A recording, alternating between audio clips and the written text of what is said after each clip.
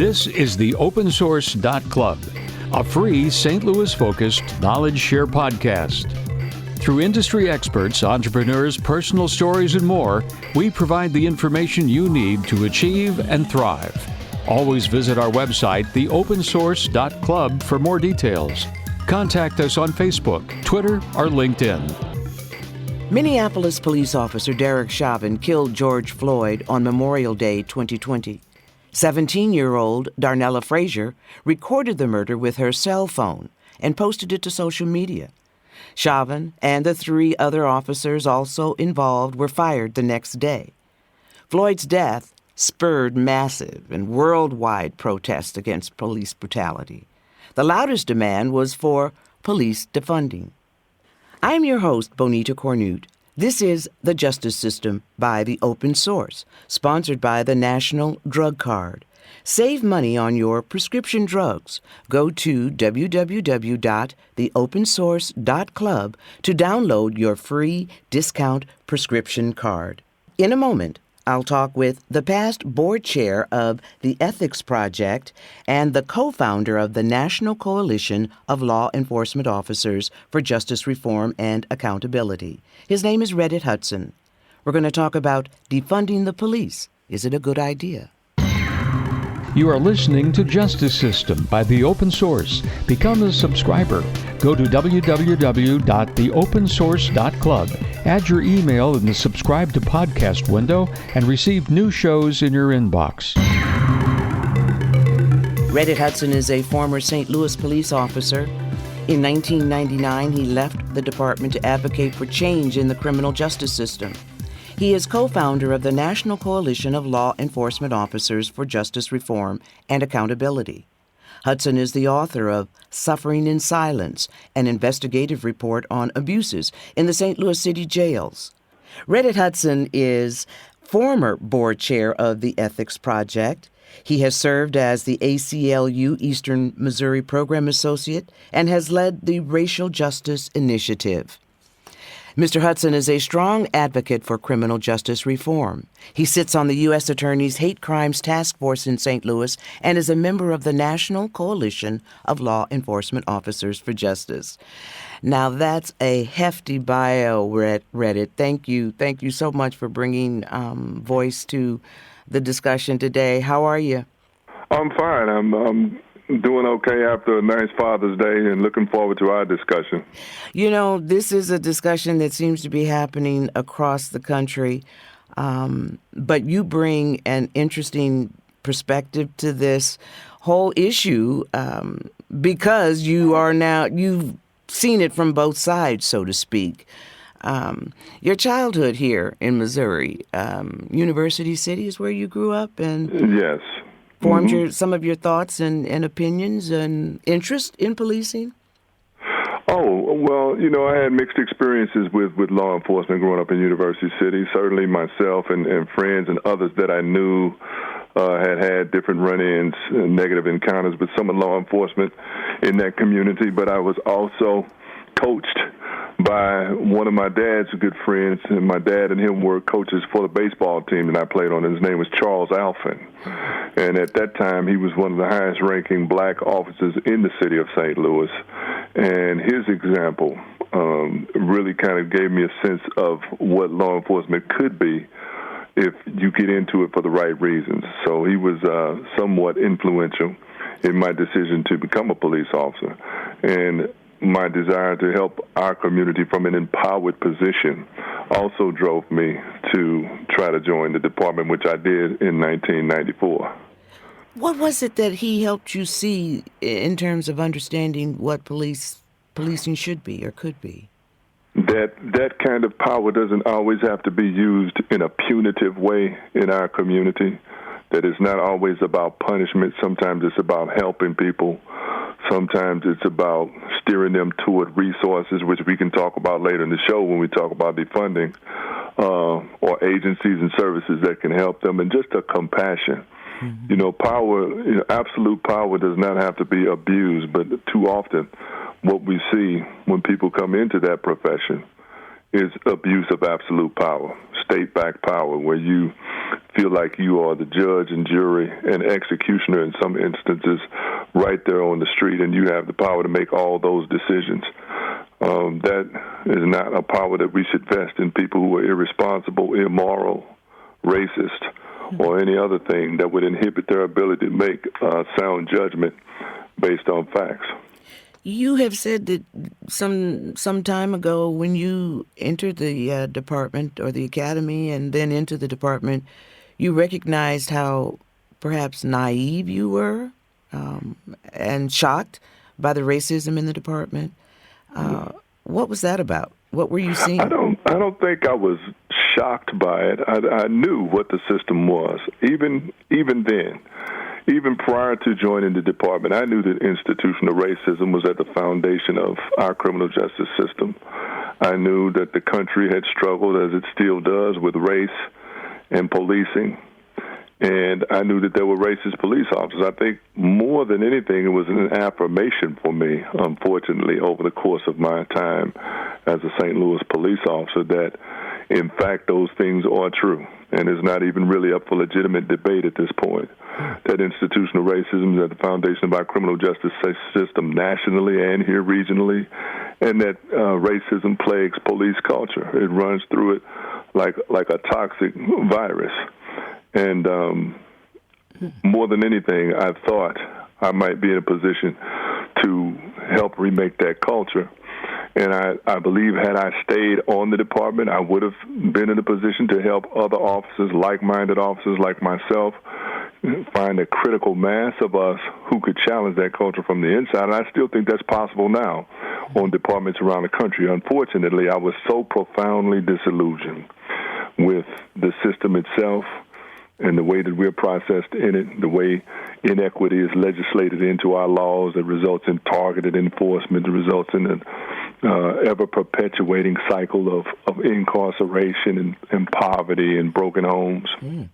And some of the conduct of some of my fellow officers in particular, that I just had to ultimately decide that I'm going to come at this issue from a different position, not where I'm limited, or someone can try to limit my ability to advocate as fully as I would like to on behalf of criminal justice reform. So I left the department in 99, having been affirmed in what I thought was the case. And that's not to say that there are not good officers. Mm-hmm. There are good officers. That whole equation, though, Benita, about 99% of the officers are great, and it's that one. Well, that's just absolute nonsense. I mean, that is so not true. It's like a fairy tale. The reality is more like what my colleague K.L. Williams, Keith Williams, was a sergeant on the police department when I was there, but he wrote use of force policy for the department, and he posits that the reality is closer to this, and I tend to agree with him, that on any given day in a major city, on any police department in a major city, you have 15% of your officers that are going to do the right thing all the time, no matter if anybody's looking or not, watching them or not, video or not. You've got 15% of your officers that are going to abuse that power at every opportunity, whether that's planting drugs on the suspect, falsifying the report, stealing the drug money, whatever it is, they're going to do it. That leaves 70% of the department that could go either way, depending on the situation and especially depending on which one of those other groups exerts the most influence on the culture. Unfortunately, it's usually that 15% who abuse their power, which is often abuse rooted in a racism that runs through some of the decisions and choices that they make with how they're going to treat people and deal with people in certain areas of the city, that exert an outsized influence on the culture of the entire department. So I think that fits the reality that we've been looking at unfold over these last decades much better than this nonsensical idea that is just the smallest of fraction of officers who do these things and give all the others a bad reputation. If that was the case, you would think that the quote-unquote good officers would have long ago dealt with that problem forcefully. Step forward and but instead, what you see, for example, in Buffalo, is a couple of officers go ahead and bust a 75-year-old man's head wide open, leave him laying bleeding on the sidewalk, and then when they get dealt with, the 57 other officers that were with them resign in protest and in support of the officers that abused the old man. That's what you get. And you called it dysfunctional in one interview. I know. The department, I've heard you use that word. Is that part of it? That you just don't see when you're on the wrong track and you go, go rogue sometimes? No, I think it has more to do with accountability, which is something that I really try to hammer home to people who are paying attention to the work being done to either A, reform the police department and its culture and the criminal justice system writ large, or B, remake all of it and start with something almost entirely new at the foundation of anything that we're going to do, whether it's training, other kinds of reforms, has to be accountability. Because in the past, we've had good training. We've had training that would allow for a functional department to be exactly that. The issue becomes adherence to the training. Who's following the rules? I mean, let's look at New York City, for example. When Eric Garner got choked to death by Daniel Pantaleo, he was violating his department's policy and training on the use of chokeholds. He violated it, but he didn't get sent to prison. And here, fast forward to this uproar that's shaking up the world in the aftermath of George Floyd's sadistic murder by Derek Chauvin. And I believe the governor of New York, Cuomo, or the commissioner of New York's police department banned chokeholds again. And yesterday, on Father's Day, there is a tape of a police officer in New York City, somewhere, choking someone to their unconscious yesterday. Just in utter violation of policy and utter violation of the moment that we're in as a nation and as a world grappling to come to grips with the fact that everyone has human rights that need to be recognized, but especially by the people that the state has vested power in to act on us. His actions reflect an expectation that, nothing is going to be done about this. So if there's no accountability, that is absolutely going to lead to dysfunction on your department because nobody's following the rules and they're making them up as they go. Who's responsible for ensuring that? Is it that coming from the citizenry? You mean in terms of holding officers accountable? Exactly. Well, therein lies another question, because one of the things that's being called for now is the elimination of qualified immunity for officers around the country, because unfortunately, police unions around the country have been able to position law enforcement officers almost outside the law, exempt from their own actions. It's very difficult to investigate crimes committed by police officers. It's very difficult to prosecute crimes committed by police officers. A lot of that has to do with things that are already in their employment contracts. So chiefs, even like a Chief John Hayden, is going to be somewhat hindered in his ability to go after some of his officers. So as you saw in Minneapolis, I think that city has decided to push back from the table as far as negotiating with the Minneapolis Police Officers Union, being the collective bargaining agent for those officers. Here in St. Louis, their contract is coming up at the end of this month. And if anyone in St. Louis city government could find enough basic courage and basic integrity to stop dealing with a buffoon like Jeff Rorter, who is racist and has never seen a black leader that was autonomous and forceful in their advocacy for the black community that he didn't like, and that has never failed to oppose black leadership in this city that is strong and committed to equity in every process. If they had any sense of moving this city forward, they would push back from him too, or at least talk to that union about different representation, because he only represents the worst. But it's not a union. Speak to who Mr. Rorter is, and it's not a union. Jeff Rorter he's the de facto head of the St. Louis Police Officers Association. He's not the president, but he's the business manager. He functions as the spokesperson, though. He's the voice and the face of the thing publicly.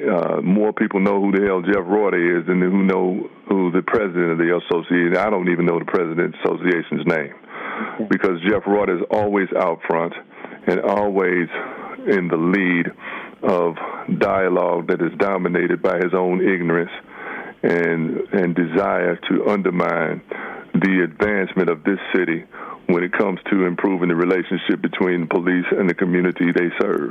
It's the same across the country, isn't it, with respect to... In many respects it is. You look at New York City, Pat Lynch, always with his chest out and his chin up after whichever horrific incident his officers are responsible for. I remember in the aftermath of the Eric Garner murder, he was, strutting around talking about what a great job his officers had done.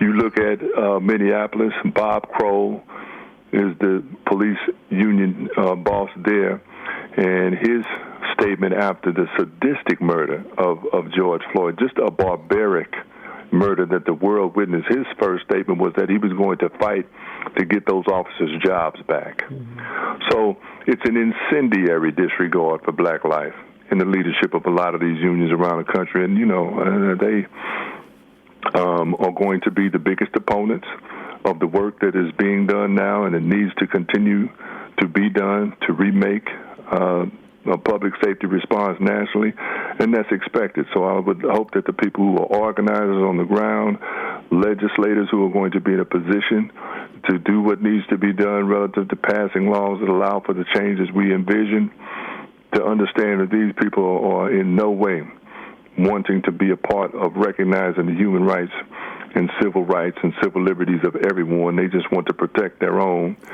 in anticipation of the next foul play that they're a part of. It's time. Is it time then, as some people are saying, defund the police? What does that mean? How does that... Defund, yes.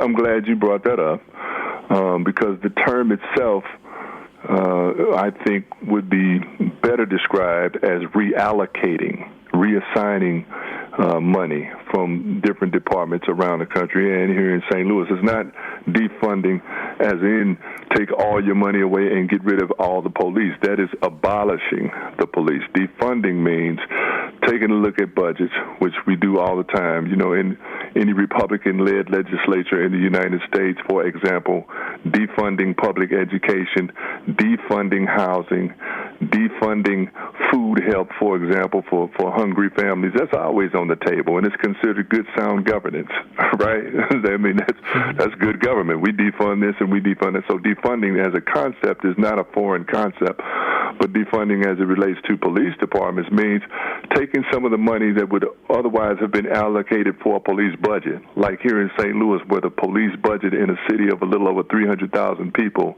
is over 50% of the city's budget. Take some of that money, put it into services and resources and agencies that can better respond to the kinds of crises and situations that get the police called out in the first place, and you will have a better outcome relative to the police-community relationship, relative to violence reduction in the communities. I can't remember the name of the group that they just brought in to help deal with the violence. Can you remember? What's the name of that group? Well, anyway, whatever that group's name is, that would have been money that could have been taken from the police budget. If we're fighting violence with it, then take some of that out of the police budget where we've spent excess monies. Take some of the money, for example, that you allocate for lawsuits. How many millions of dollars have had to be settled for St. Louis City police violations in the last 10 years, and how many more millions will we be spending going forward when these other lawsuits finally come through relative to the abuses that police visited on protesters in the Stockley verdict, including two of their own, police officers beat out of their careers. They were beaten so badly. Those millions of dollars. That kind of money is better spent in the community, on systems in the community that build community and sustain community, so that you don't have that cycle of poverty, which drives crime. Mm-hmm. Poverty drives more crime than anything else. Absolutely. And when you have that level of poverty in a concentrated area, it's even more devastating in terms of impact. And can I say something else, Bonita? Sure. And this idea, that what we need to do is pump more money into police, and what we need to do is put more guns in police hands because violence in the community has just been disproven over time. You hear these complaints, for example, about the new approaches in the circuit attorney's office when it comes to a different response and diversion programs being put in place to have a different response in the criminal justice context to what is happening on our streets. And people seem to forget that when we had the lock them up and throw away the key approach, when we had the targeted enforcement approach, when we had the extra officers on the street approach and tough on crime approach, that St. Louis murder rate was still skyrocketing. When has St. Louis City's murder rate been low? All of my life, as a child, as a teenager, as a young adult, all the way up, we've always had hundreds and hundreds of murders every year. So the idea that somehow we need to put more guns into the hands of the police just doesn't make logical sense to me. But there are people who say that the bad guys have bigger guns now, Redditt. Yeah. Where'd they get them? I mean, if you really want to address the issue, let's talk about regulation. Here's a state where you don't even need a permit. You can just go buy a gun, stick it in your pocket, and walk around. And where are they getting the guns? They don't make the guns in North St. Louis.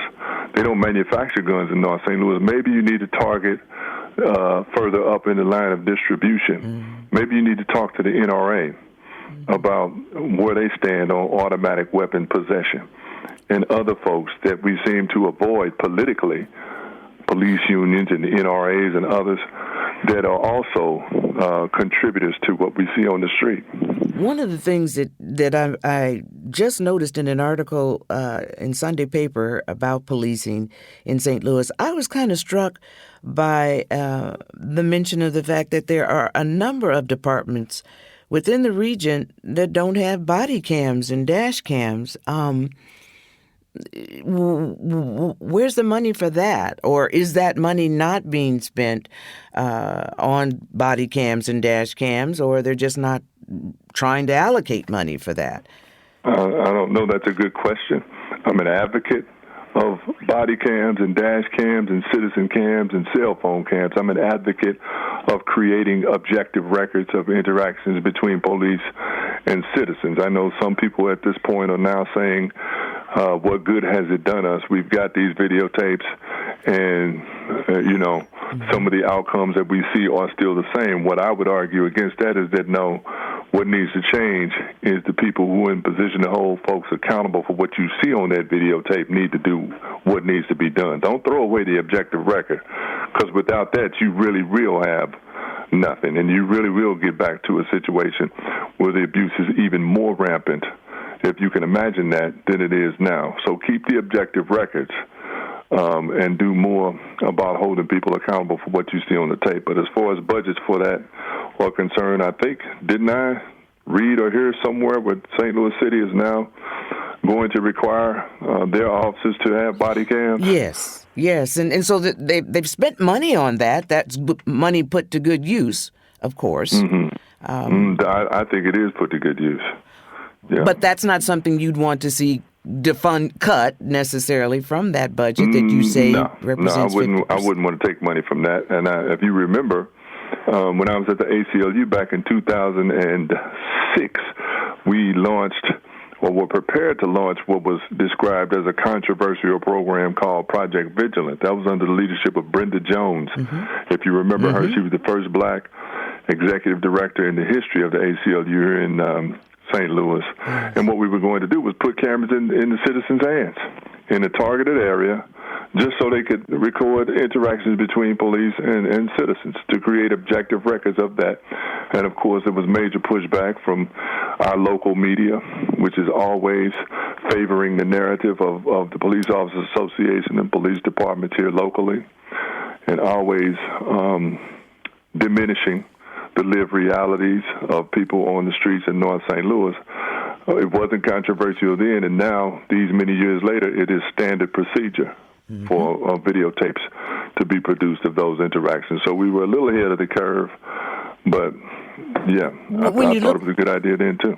And also, fortunately, more and more people have cell phones, and they're able to record it themselves with their own apparatus. That has really propelled us into the moment that we're living. If you think about it, I mean, the video of so many different people suffering unjustly at the hands of the police. I'm not talking about the police doing their job and something looks bad because the arrest was a physical arrest, it was necessary. I'm talking about examples like George Floyd being murdered as he pleaded for his life unnecessarily and wantonly with just an utter disregard for his humanity. And the world got a chance to see that because a young lady was standing there with her cell phone. Mm-hmm. And this is where we are now. I heard an interesting conversation yesterday on... I was listening to NPR, and I believe this woman is with the L.A. Police Department, and she talked about a reversal in relationship between police and community there. And it was something special, some special approach they took. In particular, it was to improve the level of trust between the two. And they went out of their way, that particular unit, a special unit, went out of their way to do whatever it took to build the trust in that community. And they found that it just made a major difference in terms of reducing the level of crime and creating a better relationship between these two communities. But it wasn't an easy task because the officers that were pulled into this unit really felt like it wasn't going to work because, as you pointed out, that their idea about success is how many arrests you make, how many thugs you get off the street or whatever, versus trust that you build with your community. That's quality policing, I would think. Sure it is. And you have to have relationships with people in the community that you're trying to serve if you're going to have the kind of trust that's necessary to solve crimes, to solve problems. The same thing, and it's funny, it's always ironic to me how the police talk about a lack of cooperation and kind of give you the sense that it's one big thug alliance out on the streets, because if not, why won't they turn them in? Why won't they help us get the bad guy? Well, hell, man, you can say the same thing about the police department, because when something goes wrong in there, they close ranks too, don't they? They don't come right out with information that would put someone in jeopardy inside their ranks either, do they? They never do. I mean, that's the rule. That's the blue wall of silence that we talk about. So it's understood within the culture, but it's criticized outside the culture. And that inconsistency just kind of points up the hypocrisy of folks who try to label certain parts of our community as one thing and everyone else is something else. Surely there are good police. We know there are good police. No doubt. I know some. There are. I can say that unequivocally. There are great officers out there who are doing a very difficult job. It is not an easy job all the time. It is filled with its challenges. And certainly, I think to be a good officer, you have to have a certain level of maturity and life experience. I don't want, for example, a brand new 20-and-a-half-year-old officer just out of college or not too long out of high school that's not lived a whole lot, responding to a domestic call with a couple that's been married for 35 years. You know what I mean? And you get into that house and into that space and you start barking out orders at people who've been married longer than you've been alive, not understanding that, marriage itself and life itself, there's a whole history there that you might want to take a little time to try to listen for and understand before you come in making snap decisions and barking out orders about who's going to jail. So sometimes empathy and life experience and the understanding of just the human condition or good additions to the police power that you've been given if you want to be, quote-unquote, a good police officer in your community. It's not always about I can order you around or I can knock you down. Sometimes it's I can direct you to a place that's going to help you to solve this problem.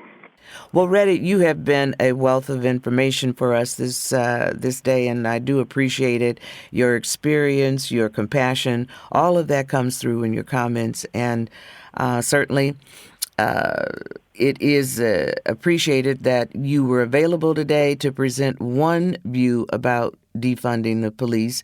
Your perspective, of course, comes from having worked as a police officer and leaving the profession to become an advocate for criminal justice reform. Thank you for joining us, Redditt. Thank you. I'm glad to join you today, and I hope to be back sometime. Very good. You will. Now, to those of you in our audience, you're invited to join the conversation. Tell us what you think on our website, www.theopensource.club, or social media page. I'm your host, Bonita Cornute, and this Justice System episode by The Open Source was sponsored by the National Drug Card. Save money on your prescription drugs. Go to www.theopensource.club to download your free discount prescription card. Thank you for listening to the OpenSource.club podcast. Become a subscriber through RSS or YouTube. There's more to come that you won't want to miss. Our name is our web address, theopensource.club.